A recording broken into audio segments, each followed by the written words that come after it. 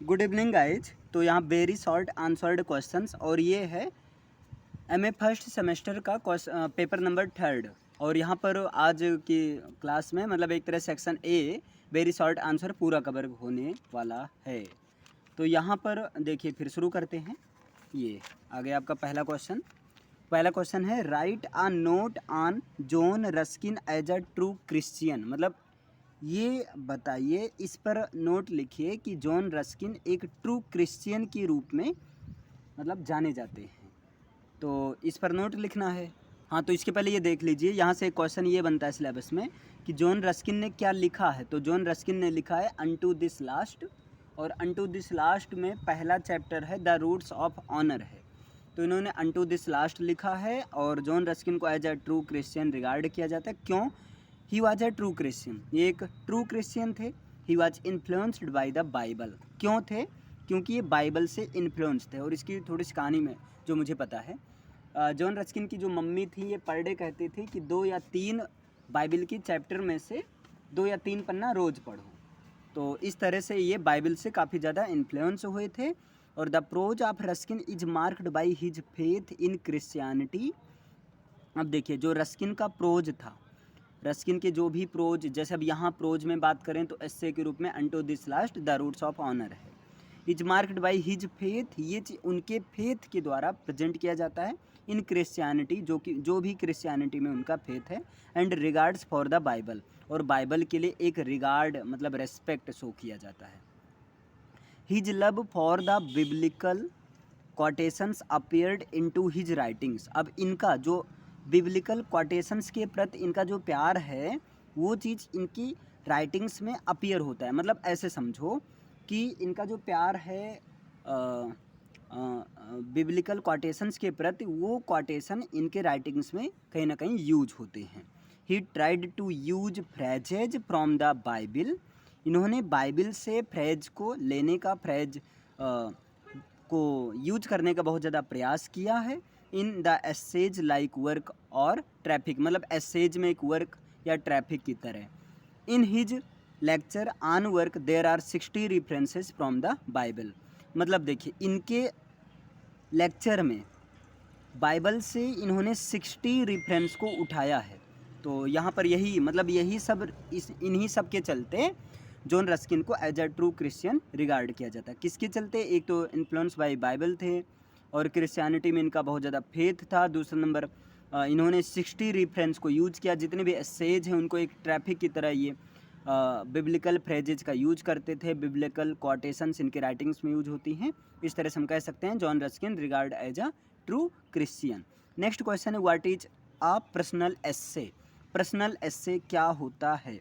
तो यहाँ पर देखिए, true essay according to Hudson is essentially personal. मतलब अगर हडसन के अकॉर्डिंग देखा जाए तो जो ट्रू एस्से होता है वो एक्चुअली पर्सनल ही होता है। लेकिन मॉन्टैग्नी सेज, मॉन्टैग्नी कहते हैं I am my self the subject of my book. मैं अपनी बुक का खुद ही जो है सब्जेक्ट हूँ। I am the personal essay, मैं पर्सनल एस्से हूँ। Author gives his own experience, impressions और reactions about the subjects taken up for writing his essays. मतलब यहाँ सीधा हम बोल सकते हैं कि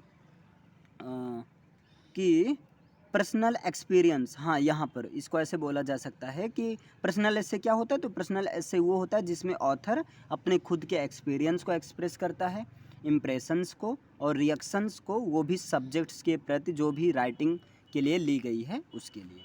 अब नेक्स्ट क्वेश्चन नंबर 3 है how does Lamb mix humour with pathos in his essays. Lamb ने अपने एसेज में पैथोज मतलब ह्यूमर के साथ में पैथोज का यूज किया। अब जैसे देखिए सेकंड पेपर में जोसेफ एडिसन थे, तो जोसेफ एडिसन ने लिखा था ट्रू एंड फॉल्स ह्यूमर। इन्होंने यूज किया था ह्यूमर का, लेकिन लैम्ब जो हैं ये ह्यूमर के साथ में पैथोज का भी यूज करते थे अपने एसेज में।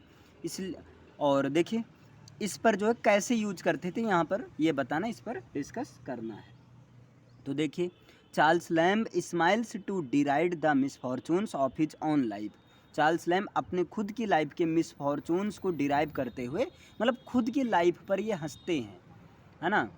और in the convalescent he describes the patient as selfish and absolute. और ये जो हैं अपने आप को एक पेशेंट की तरह डिस्क्राइब करते हैं कि एक बिल्कुल सेल्फिश एब्सोल्यूट टाइप का पेशेंट हैं ये खुद के बारे में। That he thinks only of himself, और ये जो हैं खुद के बारे में सोचते हैं। The patient is restless in the bed. देखिए पेशेंट जो है बेड में एकदम बेचैन सा रहता है।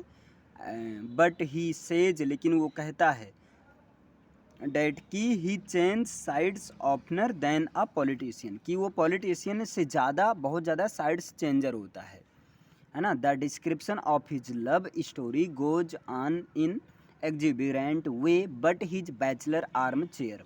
ये कह रहे हैं उसकी लव स्टोरी एक एग्जिबिरेंट वे में जाती है, और जबकि वो बैचलर आर्म चेयर पर बैठने के सिवाय और कुछ नहीं, मतलब बस पुरानी कहानी सोचता रहता है कुछ भी।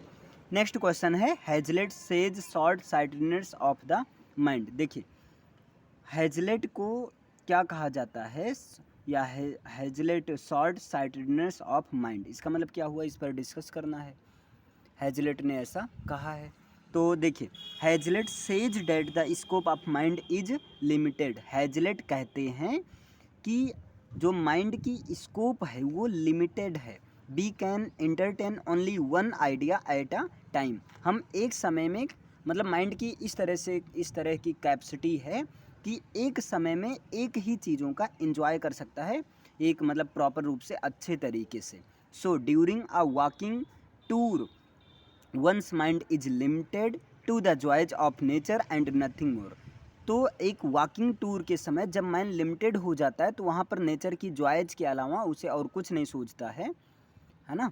चलिए तो ये हैजलेट कहते हैं कि स्कोप ऑफ माइंड क्या है, लिमिटेड है। मतलब हैजलेट के अनुसार माइंड जो शॉर्ट साइटेडनेस होता है, शॉर्ट साइटेडनेस होता है। नेक्स्ट क्वेश्चन है क्वेश्चन नंबर 5। क्वेश्चन नंबर 5 है What sense of superiority Lamb says in his essay Bachelor's Complaint Against the Behavior of Married People।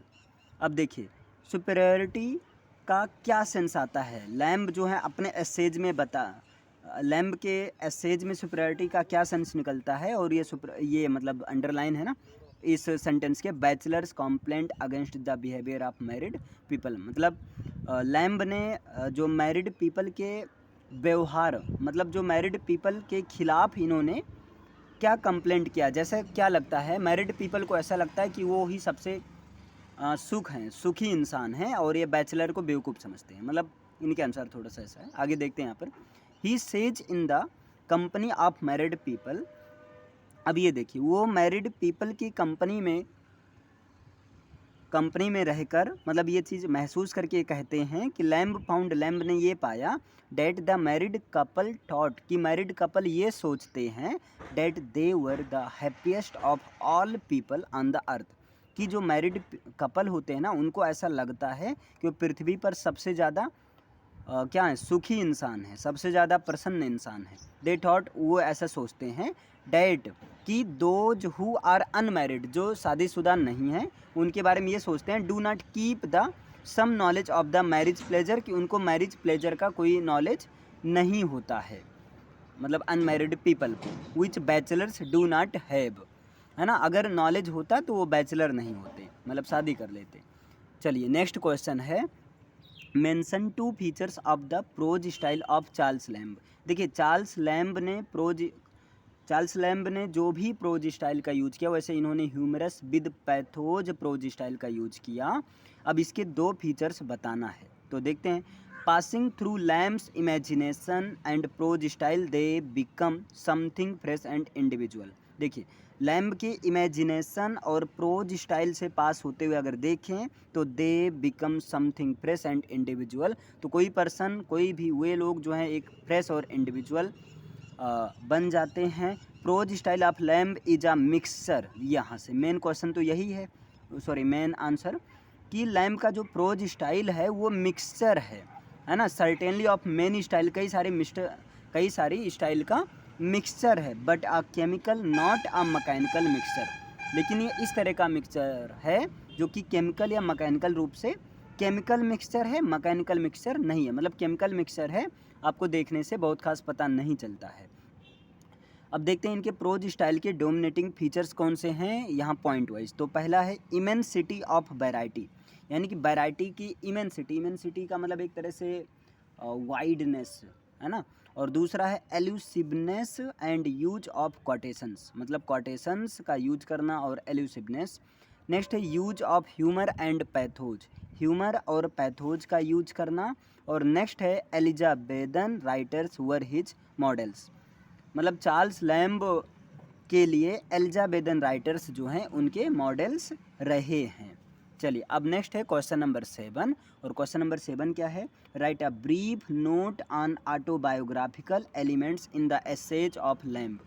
अच्छा, लैम्ब ने कौन सा एसे लिखा था, बार बार लैम्ब की बात हो रही, तो चार्ल्स लैम्ब ने मॉडर्न गैलेंट्री नाम का एसे लिखा था, जिसमें इन्होंने गैलेंट पर्सन के बारे में बात किया है। देखिए Lamb's essays are most autobiographical in English literature. Lamb का एसे जो है इंग्लिश लिटरेचर में एक सबसे अच्छा ऑटोबायोग्राफिकल होता है। हिज एसेज ऑफ एलिया, अब इन्होंने जैसे इनका एसे जो सिलेबस में मॉडर्न गैलेंट्री है, और इनका जो एलिया वाला एसे है can be taken from Lamb's autobiography, मतलब इनका जो एलिया वाला एसे है ये लैम्ब के ऑटोबायोग्राफी से लिया जा सकता है। लैम्ब हिमसेल्फ सेज, लैम्ब खुद कहते हैं, I myself on the subject of my book, कि मैं अपनी बुक का सब्जेक्ट मैं खुद हूँ। But he projects his personality into his essays in a concealed way, लेकिन वो अपनी पर्सनालिटी को अपने एसे में एक कंसील्ड वे से रिप्रेजेंट करते हैं, मतलब एक कंसील्ड मीन्स छुपे हुए तरीके से रिप्रेजेंट करते हैं कि लोगों को पता नहीं चल पाता। Many of the essays of Lamb provide the readers with facts and details about his own life and personality. देखिए लैम्ब के एसेज में कई सारी एसेज ऐसी हैं जो कि रीडर्स को फैक्ट्स और जो है डिटेल्स से मतलब इंट्रोड्यूस करवाती हैं, और ये फैक्ट्स और डिटेल्स लैम्ब के खुद पर्सनल लाइफ और पर्सनालिटी से रिलेटेड होता है। नेक्स्ट क्वेश्चन है what is a novel, novel क्या होता है। तो देखिए a novel is a long pros fiction, novel एक लॉन्ग प्रोज फिक्शन होता है, पहला ये हो गया। हैविंग अ प्लॉट, इसमें कई सारे प्लॉट होते हैं। अ नंबर ऑफ करेक्टर्स, कई सारे करेक्टर्स होते हैं। The plot developing and coming to a logical conclusion through the characters interaction with one another, और प्लॉट जो है वन बाई वन आते रहते हैं इंटरेक्शन के साथ में। नेक्स्ट क्वेश्चन है what is a regional novel, regional novel क्या होता है। The regional novel is a novel, regional novel एक ऐसा नॉवेल होता है which describes the social and family life, जो कि सोशल और फैमिली लाइफ को डिस्क्राइब करता है। कस्टम्स एंड मैनर्स, कस्टम्स और मैनर्स को डिस्क्राइब करता है। लैंग्वेज एंड ड्रेस, लैंग्वेज और ड्रेस को डिस्क्राइब करता है। ऑक्यूपेशंस एंड प्रोफेशंस को एक पार्टिकुलर रीजन के, मतलब सिंपल सा रीजनल नॉवेल क्या होता है, तो एक पार्टिकुलर रीजन के लोगों के प्रोफेशंस ऑक्यूपेशंस को, लैंग्वेज ड्रेस को, कस्टम्स और मैनर्स को, उनके फैमिली लाइफ को, सोशल लाइफ को, इन सबको डिस्क्राइब करता है। Entire whole is woven around these factors of the region, और ये पूरा का पूरा मतलब नॉवेल जो होता है, इंटायर नॉवेल जो होता है ये एक पार्टिकुलर रीजन के ही इर्द गिर्द घूमता रहता है। वो जैसे उनके ड्रेस को लेकर, उनके ऑक्यूपेशंस को लेकर, उनके लैंग्वेज को लेकर, ड्रेस को लेकर, प्रोफेशंस को लेकर, इन सबको जो है ये ऐसा नॉवेल होता है, रीजनल नॉवेल होता है। अब यहाँ पर नेक्स्ट क्वेश्चन है what is a historical novel, historical novel क्या होता है। तो historical novel draws its theme from some important historical event, नाम से क्लियर है कि हिस्टोरिकल नॉवेल जो होता है वो कुछ हिस्टोरिकल इवेंट से ही कहीं ना कहीं इसकी थीम को ली जाती है। जैसे क्या आगे देखते हैं पहले। But around this historical event, लेकिन जिस भी हिस्टोरिकल इवेंट से थीम ली जाती है इसके आसपास नॉबलिस्ट वीव्स सम इमेजिनेटिव, नॉबलिस्ट जो है कुछ इमेजिनेटिव इन्वायरमेंट क्रिएट कर देता है, कुछ आर्टिस्टिक इन्वायरमेंट क्रिएट कर देता है, ताकि to make it an interesting, ताकि ये इंटरेस्टिंग हो सके, and arresting theme for a novel, और जो है नॉवेल का जो थीम है उसको बांध सके, मतलब रीडर्स लास्ट तक बने रहें। नेक्स्ट क्वेश्चन है what are Gothic novels, Gothic novels क्या होता है। तो इसके पहले भी था नॉवेल्स के बारे में। तो the Gothic novels were written in later half of the 18th century. ये हो गया कि गॉथिक नॉवेल्स कब लिखा गया, तो later half of the 18th century. Gothic novels are also called horror और टेरर नॉवेल्स। गॉथिक नॉवेल्स वो होते हैं जो कि जहाँ पर हॉरर या टेरर क्रिएट किया जाता है। जैसे अगर इस हिसाब से देखा जाए तो डचेज ऑफ माल्फी उसे नॉवेल नहीं है, वो है तो ट्रेजिडी, लेकिन लास्ट में देखिए डचेज के साथ में बहुत ज़्यादा हॉरर और टेरर सीन क्रिएट की गई थी। तो इस तरह से they have Gothic atmosphere marked with horror. यहाँ पर जो है हॉरर के साथ में एक कोई किसी ना किसी मिस्ट्री के साथ में या कुछ सस्पेंसन के साथ में गॉथिक एटमॉस्फेयर मतलब हॉरर और टेरर एटमॉस्फेयर क्रिएट किया जाता है या ये कंटेन करके रखते हैं। नेक्स्ट क्वेश्चन है what is a domestic novel. Domestic novel क्या होता है, तो नाम से क्लियर है, पालतू। डोमेस्टिक का मतलब तो जो day to day domestic life से रिलेटेड हो। The domestic novels presents the day to day domestic life of the middle class families and their friends. Domestic novels वो होते हैं या domestic novels day to day domestic life, और वो भी कहाँ, देखिए इसको मिडिल क्लास फैमिली या मिडिल क्लास फैमिली और उनके दोस्तों के बीच जो day to day domestic life को रिप्रेजेंट करती है वही होती है डोमेस्टिक नॉवेल्स। नेक्स्ट है what do you know about Paul morals love. Paul morals के लव के बारे में आपको क्या पता है, कुछ नहीं पता, अभी बताते हैं। पाउल इज अटैच्ड विद 2 लेडीज। पाउल का संबंध 2 लेडीज से था। वन इज मरियम, एक का नाम मरियम था, and another is Clara Dawson, और दूसरी का नाम था क्लैरा डाउसन था। He has enough of passion in her for him, और जो है उनका जो है उनके प्रति बहुत ज़्यादा पैसन था, प्यार था। मरियम इज एक्सट्रीमली ब्यूटीफुल, जहाँ पर मरियम बहुत ज़्यादा सुंदर थी, एकदम घोर खतरनाक सुंदर थी। But the beauty of Mrs Dawson has made him mad, लेकिन जो मिसेज डाउसन की ब्यूटी थी वो तो उनको पागल ही कर देती थी। The swelling of her breasts, her curves and her cheeks all like a taught string, मतलब उनके जो ब्रेस्ट की स्वेलिंग होती थी, कर्व्स और चीक्स, वो सब क्या होता है, एक बहुत ज़्यादा टॉट लाइक की तरह होते हैं। If he could not see her till Sunday, अगर काउल उसको संडे तक नहीं देखते, तो संडे टू मंडे नहीं देखते, इंटरविनेड और आफ्टर और ऑफ टेंशन। नेक्स्ट है क्वेश्चन नंबर 14, और क्वेश्चन नंबर 14 क्या है, write a short note on Jane Austen as a transitional novelist. अब जेन ऑस्टन ने कौन सा नॉवेल लिखा, तो जेन ऑस्टन ने सेंस एंड सेंसिबिलिटी नॉवेल लिखा। इनकी एक और नॉवेल है प्राइड एंड प्रेजुडिस। तो Jane Austen is regarded as a transitional novelist. तो जेन ऑस्टन को एक ट्रांजिशनल नॉवेलिस्ट रिगार्ड किया जाता है, क्यों, इस पर नोट लिखना है। तो देखिए, Jane Austen neither like the 4 great writers of novels of the 18th century. Jane Austen जो हैं ना ही 4 ग्रेट नॉवेल्स 18th सेंचुरी की, ना ही 4 ग्रेट नॉवेल्स हैं, नॉर हिस्टोरिकल नॉवेलिस्ट, और ना ही हिस्टोरिकल नॉवेलिस्ट हैं। जैसे सेकंड पेपर में एक क्वेश्चन था wheels, 4 wheels of the novelist. तो 4 व्हील्स ऑफ द नॉवेलिस्ट में कौन कौन आते हैं, फील्डिंग, हेनरी फील्डिंग, रिचर्डसन, स्टर्ने, स्मेलेटे, नहीं आते हैं।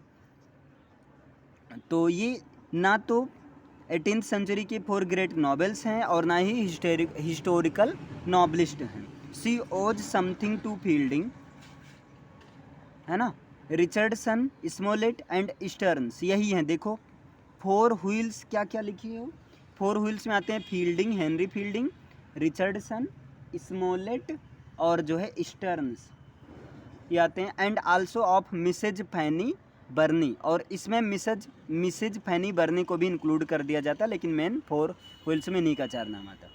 थैकरे and other learned much from her, Thackeray और बाकी दूसरे जो हैं इनसे बहुत ज़्यादा कुछ सीखे हैं जेन ऑस्टन की नॉवेल से। नेक्स्ट क्वेश्चन है write a short note on Hardy as a regional novelist, मतलब इस पर नोट लिखो कि हार्डी एक रीजनल नॉवेलिस्ट है। तो देखिए, Hardy is a regional novelist, Hardy एक रीजनल नॉवेलिस्ट हैं। He represent the best countryside most his novels, वो अपने सारे कई सारे नॉवेल्स को वेस्ट कंट्री साइड के में रिप्रेजेंट करते हैं। The events in Mayor of Casterbridge take place in Casterbridge. अब देखिए कास्टर ब्रिज के मेयर में जो भी इवेंट्स होती हैं वो कास्टर ब्रिज में ही होती हैं। The events in for from the madding crowd, अब यहाँ पर याद रखना ये for from the madding crowd ये भी एक नॉवेल है, थॉमस हार्डी ने लिखा है। तो for from the madding crowd की जो इवेंट्स हैं वो वेदरबरी में होती हैं। जैसे अब ये मेयर ऑफ कास्टर ब्रिज ये भी नॉवेल हैं, तो इसकी इवेंट होती है कास्टर ब्रिज में। Far from the madding crowd की इवेंट्स होते हैं वेदरबरी में। He can be and Casterbridge in toss the place Marlott Flint एस एंड एमनिस्टर। अच्छा नेक्स्ट क्वेश्चन है, love is the main theme of Austen's novel. यहाँ Jane Austen के novel का मेन थीम होता है लव, इस पर डिस्कस करो। तो देखते हैं, वैसे सही है क्योंकि सेंस एंड सेंसिबिलिटी में कहीं ना कहीं लव को ही दिखाया गया है। प्राइड एंड प्रीजस्टिस में भी यही बात हुई है। तो Austen's novel men and women walk in search of each other. Austen's के नॉवेल में जो मेन और वीमेन होते हैं ये एक दूसरे की खोज में चलते हैं, है ना। The young unmarried girls helped by their mother trap the young bachelors of the great fortune. और यहाँ पर जेन ऑस्टन के नॉवेल में कुछ ऐसा दिखाया जाता है कि यंग अनमैरिड गर्ल्स की जो माँ होती हैं उनकी माँ हेल्प करती हैं कि वो किसी ग्रेट फॉर्चून वाले लड़के से मतलब दोस्ती बनाए और उससे शादी कर ले, ऐसा माँ भी इसमें हेल्प करती हैं। द राइड इन कैरिज और on horseback through the country lanes and go for picnics in picturesque surroundings. Next है, what is the theory of comic epic. Comic epic का थ्योरी क्या है। तो a comic epic involves a variety of characters involved in a comprehensive action tone of novelist is light. देखिए comic epic जो होता है एक वैरायटी ऑफ कैरेक्टर्स को इन्वॉल्व करता है, इन्वॉल्व्ड इन कॉम्प्रिहेंसिव एक्शन, और उसको एक कॉम्प्रिहेंसिव एक्शन की तरह इन्वॉल्व करता है कॉम्प्री एक्शन टोन में। नॉवलिस्ट इज लाइट जहाँ पर ये फोकस में आ जाता है। Even frivolous it gives a middle satirical. देखिए ये कॉमिक एपिक जो है एक मिल्डी सैटारिकल को देता है, एक्सप्रेस करता है आयरनिकल एक्सपोजिशन को, है ना। और इट इज़ एन एपिकल, ये कॉमिक एपिक जो है एपिकल होता है, कॉमिकल होता है और down to the earth realist. और जो earth realist down to the earth की तरफ रियलिस्ट होता है ये चीज़। अब यहाँ पर इसका नेक्स्ट क्वेश्चन है, question number 18, give a brief sketch on the character of Miriam. Miriam के करेक्टर का ब्रीफ स्केच दीजिए। तो यहाँ देखिए Miriam is the heroine of the novel. Miriam जो है नॉवेल की हीरोइन है। Sons and lovers written by D.H. Lawrence, है ना। और ये देखिए मरियम जो है हीरोइन की नॉवेल है, और मरियम और कौन से हीरोइन की नॉवेल है, मतलब उस नॉवेल का नाम है सन्स एंड लवर्स। तो मरियम जो है सन्स एंड लवर्स नाम की नॉवेल की हीरोइन है और सन्स एंड लवर्स नॉवेल को लिखा है D.H. लॉरेंस ने। She is the daughter of Mr and Mrs Leivers. वो जो है मिस्टर एंड मिसेज लिवर्स की पुत्री है, डॉटर है। She lives in Willey farms, वो विले फॉर्म्स में रहती है विद हर पेरेंट्स, अपने पापा मम्मी के साथ में। एट द एज ऑफ 14, और 14 की एज में शी लुक्स ब्यूटीफुल इन हर रोजी डार्क फेस, बहुत सुंदर दिखती है, मतलब 14 की एज है और इस समय ये बड़ी अट्रैक्टिव और सुंदर दिखती है। She has a bunch of short curls, इसके पास शॉर्ट कर्ल्स मतलब बाल जो हैं घुंघराले हैं। Her beauty and charms are not stagnant, इसकी ब्यूटी और चार्म्स जो स्टैगनेंट नहीं है। एट द एज ऑफ 15, और 15 की एज में she looks more charming than before, जब 15 साल की होती है तब ये पहले की अपेक्षा और सुंदर दिखने लगती है। She has considerable physical beauty, उसके पास एक फिजिकल ब्यूटी है कहाँ जिसको एक कंसिडर किया जाता है। She looks very imposing and attractive, बहुत ज़्यादा इम्पोज और अट्रैक्टिव दिखती है। Describe the marriage of Tess with Angel Clare and her condition soon after it. यहाँ पर एंजल क्लेयर की शादी जो है टेस से होती, इस शादी के बारे में बताओ। है ना। और शादी के बाद में क्या होता है, तो देखिए टेस ऑफ द डरबर बिल्स, ये नॉवेल है जिसको लिखा है थॉमस हार्डी ने, तो वहीं से क्वेश्चन बना है। Angel Clare's loves Tess, Angel Clare Tess Tess से प्यार करता है and wants to marry her, और उसे शादी करना चाहता है। But before marriage Tess wants to make confession before Angel, लेकिन शादी के पहले टेस जो है एंजल के सामने जो भी गलती की थी उसको जो है कन्फेस करना चाहती थी, अपनी गलती को एक्सेप्ट करना चाहती थी। She tried 5 times to make her confession, और उसने 5 बार जो है अपनी गलती को कन्फेस करने के लिए ट्राई किया, प्रयास किया। But Angel was reluctant to hear it, लेकिन एंजल उसको सुनने से मना कर देता था, या सुनता नहीं था, बहुत ज़्यादा इस पर ध्यान ही नहीं देता था। After marriage Tess told him about her seduction by Alec, और जब शादी के बाद टेस ने एंजल क्लेयर को बताया कि शादी के पहले एलिक के द्वारा उसका रेप किया गया था, एंजल नॉट फॉरगिव हर, और इस बात पर एंजल उसे माफ़ नहीं करता है। दो टेस फॉरगिव हिम, जबकि टेस जो है उसे माफ़ कर देता है, जो उसे माफ़ कर देती है, चूँकि एंजल ने भी शादी के पहले एक औरत के साथ इसी तरह का रिलेशन बनाया था। मतलब टेस तो माफ़ कर देती है, लेकिन एंजल टेस को माफ़ नहीं करता है। नेक्स्ट क्वेश्चन है, what do you know about Shelley is a poet of 2 distinct personalities. आप इस स्टेटमेंट से क्या समझते हैं कि सैली जो है 2 डिस्टिंक्ट पर्सनालिटीज के एक पोएट हैं, है ना। सैली जो है पोएट हैं, और पोएट कैसे हैं, 2 डिस्टिंक्ट पर्सनालिटीज के पोएट हैं। Shelley is a poet of 2 distinct personalities, Shelley जो हैं 2 डिस्टिंक्ट पर्सनालिटीज के पोएट हैं। फर्स्टली, पहली बात तो इसलिए है, पहली चीज़ इसलिए, फर्स्टली ही इज अ वेंडरर, पहले तो वो एक वेंडरर हैं, मतलब पहली पर्सनालिटी उनकी एक वेंडरर के रूप में है। सीकिंग आइडियल ब्यूटी, जहाँ पर वो एक आइडियल ब्यूटी को खोज करते हैं। एंड फॉर एवर अनसेटिस्फाइड, और हमेशा अनसेटिस्फाई रहते हैं। सेकेंडली, और दूसरी पर्सनालिटी ये है, he is the unbalanced reformer, कि वो एक अनबैलेंस्ड रिफॉर्मर हैं। Seeking the overthrow of present in situations, और वो प्रेजेंट सिचुएशन में रहने के लिए अपने आप को एडजस्ट करते हैं। And establishment of universal happiness, और यूनिवर्सल हैप्पीनेस को इस्टेब्लिशमेंट करना चाहते हैं। नेक्स्ट क्वेश्चन है, what are the salient features of Browning's poetry. Browning's, Robert Browning, अब देखिए रॉबर्ट ब्राउनिंग ने लिखा है कौन सा poem, the last ride together. तो रॉबर्ट ब्राउनिंग की पोइट्री का सैलेंट फीचर क्या है, तो the main features of Browning's poetry are as follows. Browning की पोइट्री का जो मेन फीचर है वो है इट्स ड्रामेटिक, एक तो वो ड्रामेटिक होता है, इट इज ऑप्टिमिस्टिक, वो ऑप्टिमिस्टिक होता है। और the poems of Browning deals with love themes, और ब्राउनिंग की जो पोएम होती है वो लव थीम्स को कंटेन करके रखती है ना। जैसे द लास्ट राइड टुगेदर में अपनी प्रेमिका से कहती है कि चलो ठीक है, तुम तो हमें धोखा दे ही दे हो, तो मेरी अंतिम इच्छा यही कि लास्ट टाइम तुम मेरे साथ घुड़सवारी कर लो, मान भी जाती है। It does not represent the age, मतलब ब्राउनिंग की पोइट्री एज को रिप्रेजेंट नहीं करती है। इट इज़ डिडक्टिव होती है, इंस्पायरिंग होती है।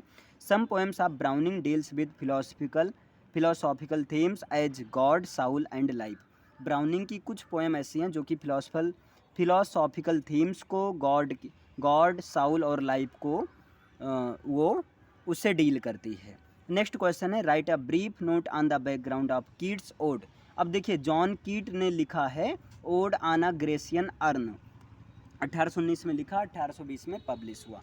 तो इस पर शॉर्ट नोट लिखना है, Keats all great poets are were written something during the spirit of 1819। देखिए कीट्स की जितनी भी ओड हैं उन सबको लगभग 1819 के इस स्प्रिंग सीजन के ही दौरान लिखा गया, 1819 में स्प्रिंग सीजन के दौरान।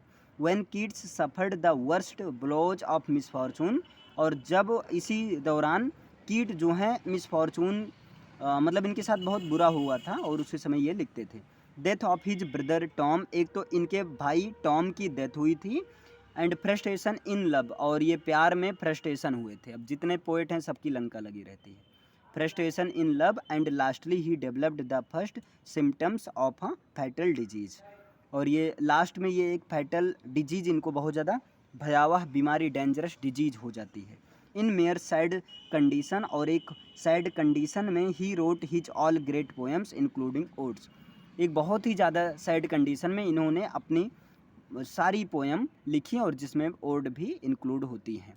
नेक्स्ट क्वेश्चन है what kind of imagery used by Keats in his poems.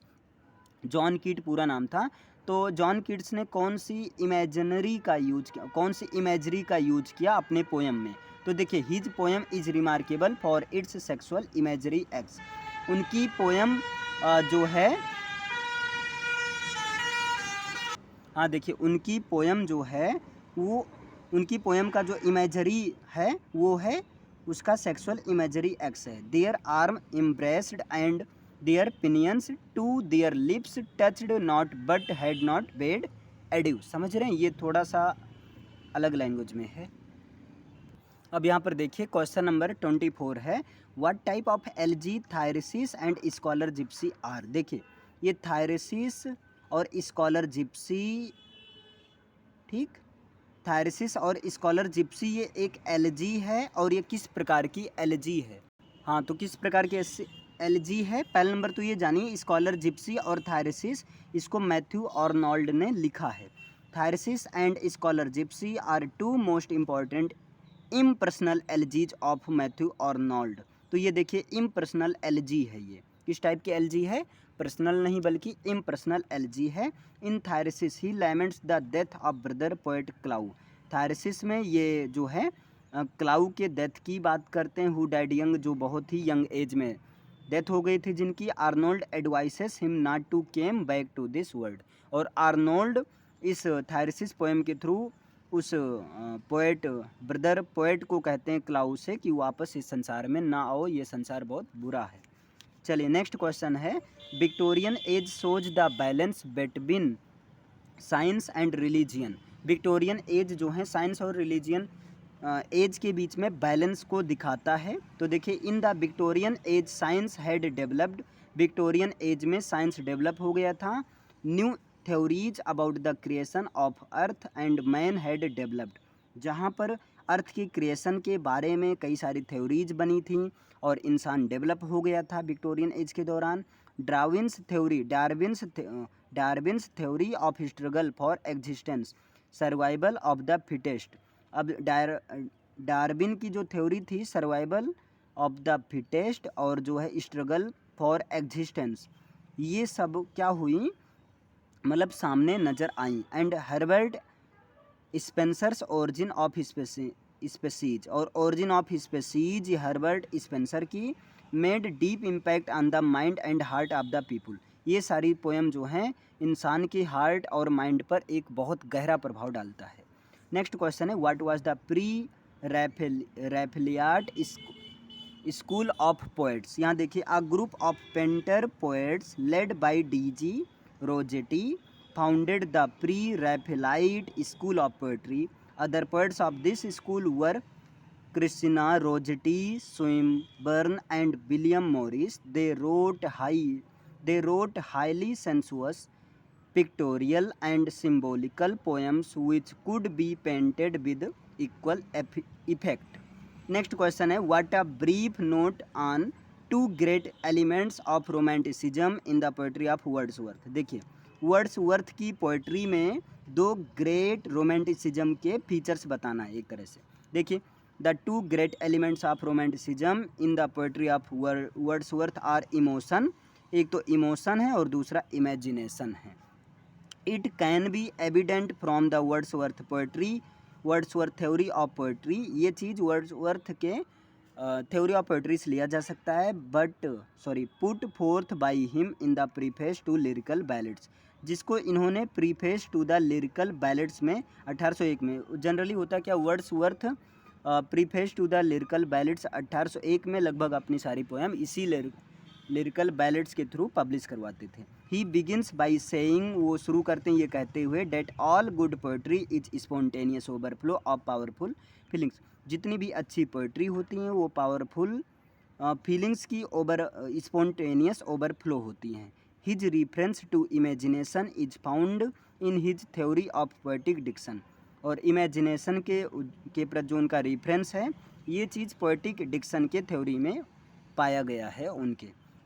Next question है discuss S T Coleridge as the poet of super natural. तो देखिए यहाँ से एक क्वेश्चन ये बनता है कि एस टी कॉलरिज ने क्या लिखा है, तो एस टी कॉलरिज ने डिजेक्शन एंड ओड लिखा है। तो S T Coleridge is regard as the poet of super natural, poet of super natural regard किए जाते हैं। क्यों, इस पर डिस्कस करना है। देखिए, Coleridge aim was to make the super natural appear natural. Coleridge का जो एम होता था वो सुपर नेचुरल अपीयरेंस को दिखाना होता था नेचुरली। अकॉर्डिंगली कॉलरिज कंट्रीब्यूटेड, इसी के अनुसार कॉलरिज कंट्रीब्यूट करते थे the ancient mariner to lyrical ballads. The ancient mariner is a supernatural poem. अब देखिए, द एंशियंट मैराइनर एक सुपर नेचुरल पोएम है in which Coleridge fully succeed in his purpose, जहाँ पर कॉलरिज जो हैं अपने पर्पज में पूरी तरह से कामयाब रहते हैं। He has written 2 other poems of magic, इन्होंने मैजिक की 2 और पोएम लिखी, वो है क्रिस्टाबेल और कुबला खान। तो याद रखिए, एस टी कॉलरिज को सुपर नेचुरल पोएट इसलिए माना जाता है, ये 2 तो बढ़िया एग्जाम्पल हो गई, एक तो कुबला खान और क्रिस्टाबेल, ये मैजिक पोएम है, इसको इन्होंने लिखा है। नेक्स्ट क्वेश्चन है, Matthew Arnold says that, Matthew Arnold कहते हैं देयर आर 2 शैली की 2 शैली हैं, है ना। शैली मतलब पीवी शैली, 2 शैली हैं। पीवी शैली ने लिखा है ode to the west wind. What did he mean to say by this term, there are 2 Shelley, इसका मतलब क्या है, उनके अनुसार वो कहना क्या चाहते हैं। तो देखिए, बाय दिस टर्म, इस टर्म के माध्यम से, आर्नोल्ड ये कहना का मतलब ये था, 2 से ये कहना चाहते थे that there are 2 sides of the Shelley's lyric inspiration की, जो शैलीज की लिरिक इंस्पायरेशन होती थी उनके 2 साइड, 2 पहलू होते हैं। फर्स्ट द पर्सनल लिरिक, पहला तो personal lyric which include the poems of ethereal loveliness, जिसमें जो है ये चीज़ लवलीनेस को दिखाया जाता है। Secondly on the humanitarian side, secondly जो है ह्यूमैनिटेरियन साइड पर होता है। Record is given in such work as Queen Mab, जहाँ पर क्वीन मॉब की वर्क में ये रिकॉर्ड किया जाता है। नेक्स्ट क्वेश्चन है, point out the salient features of Tennyson poetry. Tennyson poetry के सैलेंट फीचर्स को पॉइंट आउट करो। तो देखिए क्या है, the salient features of Tennyson's poetry are as follows. देखिए, टेनिसन पोएट्री के सैलेंट फीचर्स कई हैं, जैसे पहला है his poetry represents the Victorian age, इनकी पोएट्री विक्टोरियन एज को रिप्रेजेंट करती हैं। His poetry is highly lyrical, इनकी पोएट्री जो है एक बहुत ज़्यादा लिरिकल होती हैं। नेक्स्ट क्वेश्चन है, the spirit of Victorian age runs through his poetry, और जो विक्टोरियन एज की जो स्पिरिट होती हैं वो टेनिसन की पोएट्री में दिखती हैं। We find a good balance of old and new in his work, हम उनकी वर्क में एक गुड बैलेंस ओल्ड और न्यू की गुड बैलेंस पाते हैं, मतलब ओल्ड और न्यू में एक अच्छा खासा बैलेंस रहता है। His poetry deals with social and political aspects of the Victorian as, और उनकी पोएट्री विक्टोरियन एज के सोशल और पॉलिटिकल एस्पेक्ट को कवर करती हैं।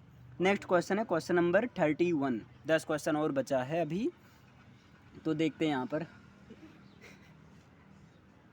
नेक्स्ट क्वेश्चन है, write a brief note on the background of the poem scholar Gypsy bye Matthew Arnold. देखिए, scholar Gypsy को किसने लिखा, मैथ्यू आर्नोल्ड ने लिखा। इसके बैकग्राउंड पर कुछ शॉर्ट नोट लिखिए। The Scholar Gipsy is one of the most elegiac and philosophical poems. Scholar Gipsy जो है एक एलिजिएक और फिलोसॉफिकल पोएम्स में से एक है। It is not a personal LG, जो स्कॉलर जिप्सी ये पर्सनल एलजी नहीं है, it is on imaginative LG, ये इमेजिनेटिव एलजी है। किस पर, लाइफ पर किया गया, फेलर पर और मिस्टीरियस डिसअपियरेंस पर जो है ये इमेजिनेटिव एलजी है। Of a 17th century scholar of the Oxford University, Oxford University के 17th सेंचुरी स्कॉलर के एक तरह से कहानी भी है इसमें। The scholar joins a band of gypsies, scholar क्या करता है, जिप्सीज के एक टोली को ज्वाइन कर लेता है for acquire some mysterious knowledge, ताकि वो कुछ मिस्टीरियस नॉलेज को एक्वायर कर सके। एंड नेवर रिटर्न्स, और वापस ना आए। एंड हेंस दिस एलजी, और इसलिए ये एलजी हो जाती है स्कॉलर जिप्सी नाम की। Write a brief note on elegiac note in the poetry of Arnold, Arnold की पोएट्री में एलिजिएक नोट पर शॉर्ट नोट लिखिए। Arnold is at his best when he composes a song of morning at poem of serious, pensive and reflective mood written in elegiac meter. Arnold has written several elegies. The remarkable are, अब देखिए Arnold, Matthew Arnold ने कौन कौन सी elegy लिखी है? The Rugby Chapel, a Southern Nights, Thyrsis, Westminster Abbey, the Scholar Gipsy. Arnold's soul lives in the world of elegiac expression. Arnold की soul जो है एक एलिजिएक एक्सप्रेशन की वर्ड में रहती हैं. नेक्स्ट क्वेश्चन है, there was lust for knowledge in Victorian age. Victorian age में जो है नॉलेज के लिए लस्ट कुछ ज़्यादा ही थी, ये इस पर डिस्कस करो. During the Victorian age there was lust for knowledge. Victorian age के दौरान जो है नॉलेज के लिए लस्ट भी एक चीज़ थी. Browning voice this spirit into his poem. और ब्राउनिंग जो है इस चीज़ को अपने पोएम में शो करते हैं, दिखाते हैं. Tennyson through यूलाइसेस. टेनिसन जो है इस चीज़ को यूलाइसेस पोएम के थ्रू दिखाते हैं. Expresses the Victorian passion for knowledge in the following lines. Life piled on life were all too little and of one to मी.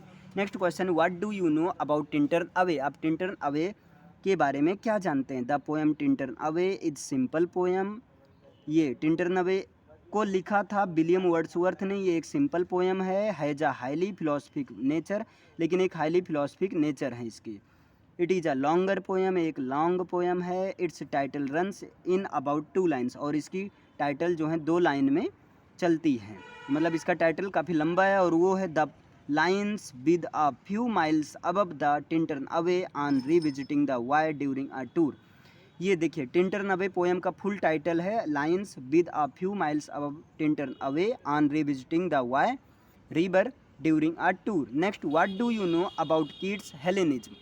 आप कीट्स के हेलेनिज्म के बारे में आप क्या जानते हो? Keats odes in their Hellenic influence. शैली told Keats was a Greek. शैली जो हैं कीट को कहते हैं कि कीट एक ग्रीक थे. कीट was a great lover of Greek art and literature.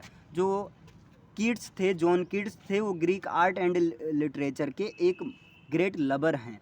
He praises Homer, वो होमर की प्रशंसा करते हैं अपने किस पोएम में? On first looking to Chapman's Homer. इसके थ्रू जॉन कीट्स होमर की प्रशंसा करते हैं. Next, what is the theme of Arnold's poetry. Arnold की पोएट्री का थीम क्या है? Arnold was a classicist. Arnold एक क्लासिस्ट पोएम है. He choose Greek subject for his poetic composition. अब आर्नोल्ड ने पोएटिक कंपोजिशन के लिए ग्रीक सब्जेक्ट को चूज किया. ही कंपोज्ड सौरभ एंड रुस्तम. इन्होंने सौरभ और रुस्तम को लिखा. अ लॉन्गर पोएम है ये, which is both Homeric in style, जो कि स्टाइल में होमरिक हैं, और साथ में manner and Greek in subject matter. मतलब सब्जेक्ट मैटर में मैनर और ग्रीक सब्जेक्ट मैटर में ये ग्रीक को लेकर बैठी हैं. Balder Dead is another poem based on Norse mythology. Arnold adopts the Homeric style in the composition of the poem. अब देखिए मैथ्यू आर्नोल्ड ने कौन सी स्टाइल का यूज किया? तो होमरिक स्टाइल का यूज किया पोएम की कंपोजिशन के लिए. Write a short note on Shelley's lyricism. Shelley's के लिरिसिज्म पर शॉर्ट नोट लिखिए. Shelley's is the greatest. हाँ, शैली ने कौन सी पोएम लिखा है? Ode to the west wind 1819 में लिखा गया, 1820 में पब्लिश हुआ. Shelley's is the greatest poet of lyrics in the romantic revival. देखिए रोमांटिक रिवाइवल में लिरिक के ग्रेटेस्ट पोएट कौन रहे हैं? तो वो पी.बी. शैली रहे हैं, पर्सी बिश शैली. अब इसके बाद देखिए, his lyrics are marked by sweet simplicity and rapture. इनके लिरिक्स जो हैं स्वीट सिंप्लिसिटी और रैप्चर के द्वारा मार्क्ड किए जाते हैं. It is the expression of the heart. ये जो क्या लिरिक जो होते हैं ये हार्ट के एक्सप्रेशन होते हैं, विच टचेज द हार्ट. और इस तरह के एक्सप्रेशन होते हैं कि हार्ट को टच कर जाते हैं. शैली expresses his internal grief through his lyrics.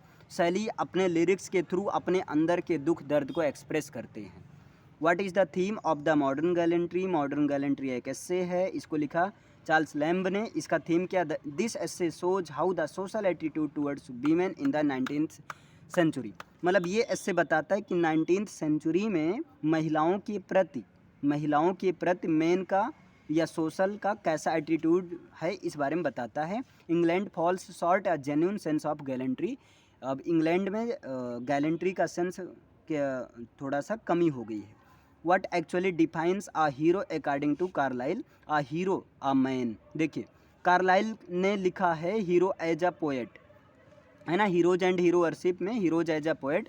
तो वहाँ पर इनके अनुसार हीरो क्या है? Hero is a man, hero एक ऐसा आदमी होता है who willingly devotes his life to the divine and inner truth and shares his vision with the rest of the world. जो कि क्या करता है? अपने लाइफ को एक डिवाइनली जो है डिवोट कर देता है इच्छापूर्वक, और जो है वो अच्छा ही काम करता है। Themes of the last rider of the Browning's poem. तो देखिए ब्राउनिंग की पोएम है द लास्ट राइड टुगेदर, इसका थीम क्या है? लव है, इटर्निटी है, time, physicality, spirituality and life are the major of the poem. अब क्वेश्चन नंबर 41 है, लास्ट के 2 क्वेश्चन बचे हैं। What the theme of the roots of honour? The roots of honour का थीम क्या है? तो द रूट्स ऑफ ऑनर को पहला नंबर किसने लिखा? तो रूट्स ऑफ ऑनर को जॉन रस्किन ने लिखा है। और यहाँ पर देखिए the idea of code of social action, social action के जो आइडिया का कोड है, इन्फ्लुएंस ऑफ सोशल अफेक्शन और questions regarding ideal relationship between the workers and their master. मतलब सिंपल सा रूट्स ऑफ ऑनर का थीम ये है कि मास्टर्स और वर्कर्स के बीच में एक आइडियल रिलेशनशिप होना चाहिए, है ना, अफेक्शन होना चाहिए एक दूसरे के प्रति। और नेक्स्ट लास्ट क्वेश्चन है theme of the poem come into the garden mode. तो देखिए come into the garden mode इसको किसने लिखा है? इसको किसने लिखा है? देखिए come into the garden mode को टेनीसन ने लिखा है। और इसका थीम क्या है? तो इस it conveys a message of self love, ये एक सेल्फ लव को कन्वे करता है। accompanied by devotions and waiting of a lover for his velvet। मतलब come into the garden mode में ये मोड प्रेमिका है, और प्रेमिका की तलाश में ये रात भर बगीचे में इंतज़ार करते हैं और वो आते ही नहीं है। तो यही सब कहानी इसमें बताई गई है। क्लियर? तो ये 42 क्वेश्चंस आपके हैं।